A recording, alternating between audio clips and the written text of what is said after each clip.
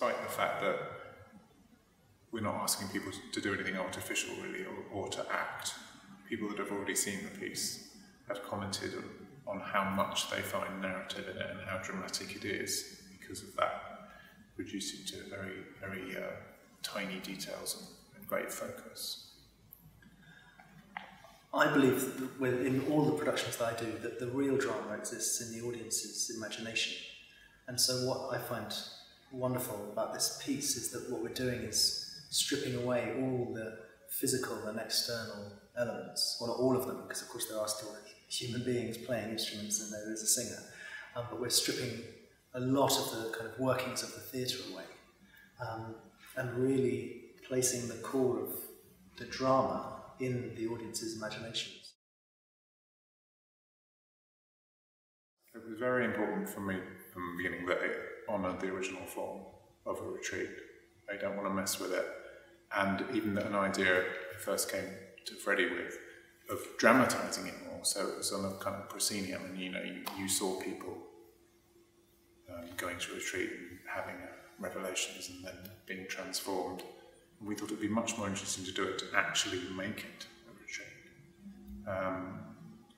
Because something very fundamental happens to lots of people at retreat. It changes the way they perceive things. It allows their mind to be still enough to not be judging things in the normal way. The way the piece starts is also having very, very simple objects, like musical objects, to meditate on. Very simple, like breathing sounds and one note and that kind of thing. So people are really, really tuning in. So when the music becomes more complicated, which it does sometimes, they're open to it. And they're very close to the players, which is a wonderful thing. And at some points, they're really close to the players because they move around, so they physically absorb the sound of the music. And they also, as I said, make the music a couple of times.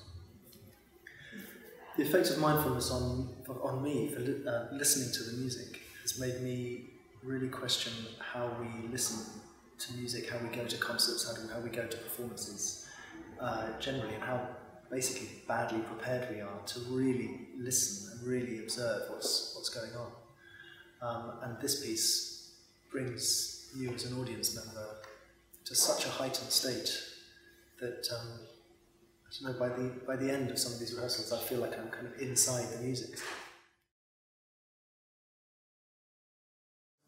In the context of a retreat, if you were experiencing certain emotions, of course you don't repress them, but you would be encouraged to go back to the object of contemplation, because mind states, emotions are just seen as fleeting things which pass, which isn't meant to sound cold, horrible, it's still wonderful to experience.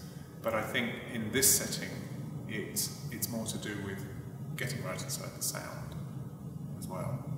Not necessarily going off on one with your reaction to it and how it makes you feel and what it reminds you of, but just what it is, which is what Cage was so obsessed with. And it's very hard to access in a lot of music. People talk about it philosophically, but unless you do something like this, something practical, something physical, you're probably not going to get to it, because that other side of the mind is still chattering.